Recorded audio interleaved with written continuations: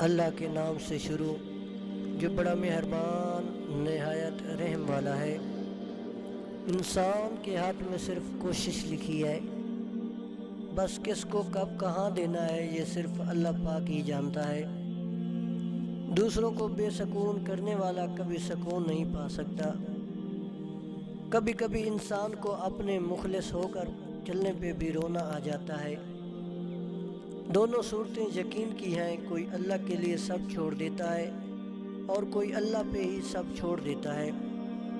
جن کے ساتھ زندگی گزارنی ہو ان میں نقص نہیں تلاش کیے جاتے۔ یہ لوگ نہ ہنساتے ہیں نہ ہنسنے دیتے ہیں اور نہ ہی ہنستا ہوا دیکھ سکتے ہیں۔ معافی مانگنے کے لیے بھی ظرف ہونا چاہیے۔ کم ظرف لوگ معافی نہیں مانگتے، اپنی غلطی پر ڈٹ جاتے ہیں۔ اے ایمان والو، صبر اور نماز سے مدد حاصل کرو، بے شک اللہ صبر کرنے والوں کے ساتھ ہے۔ دنیا کا سب سے اچھا گفٹ وقت ہوتا ہے، کیونکہ آپ اگر کسی کو اپنا وقت دیتے ہو تو آپ اسے اپنی زندگی کا وہ پل دیتے ہو جو کبھی لوٹ کر نہیں آتا۔ گلے شکوے سانس چلنے تک ہی ہوتے ہیں، بعد میں تو بس پچھتاوے رہ جاتے ہیں۔ نزدیک سے آنے والی آوازوں میں سے قریب ترین آواز ضمیر کی ہوتی ہے، جو کہ بہت کم لوگوں کو سنائی دیتی ہے۔ ہر رکاوٹ میں کوئی نہ کوئی بہتری چھپی ہوتی ہے، جو اللہ تک لے جائے وہ ٹھوکر سزا نہیں ہوتی۔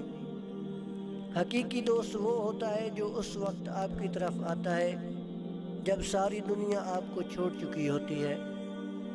آپ کب صحیح تھے یہ کوئی یاد نہیں رکھتا، لیکن آپ کہاں غلط ہو یہ کوئی نہیں بھولتا۔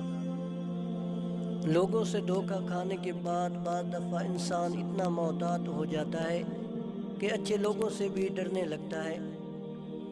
انسان دونوں معاملات میں بے بس ہے، دکھ سے بھاگ نہیں سکتا اور خوشی کو خرید نہیں سکتا۔ کسی کو دیا گیا ایک آنسو عمر بھر کی عبادت پر پانی پھیر دیتا ہے، اور اللہ جسے چاہے توبہ نصیب کرے۔ کامیابی کا سفر نماز اور تلاوت قرآن کے بنا ادھورا ہے۔ لوگوں کا بھلا ضرور کریں، لیکن ان سے یہ امید نہ رکھیں کہ ضرورت پڑنے پر وہ بھی آپ کا بھلا کریں گے۔ منافقوں کی بستی میں اپنے ڈیرے ہیں، میرے منہ پہ میرے ہیں، تیرے منہ پہ تیرے ہیں۔ انسان مضبوط اتنا ہے کہ پہاڑوں کو توڑ سکتا ہے، اور کمزور اتنا کہ لہجوں اور لفظوں سے مر جاتا ہے۔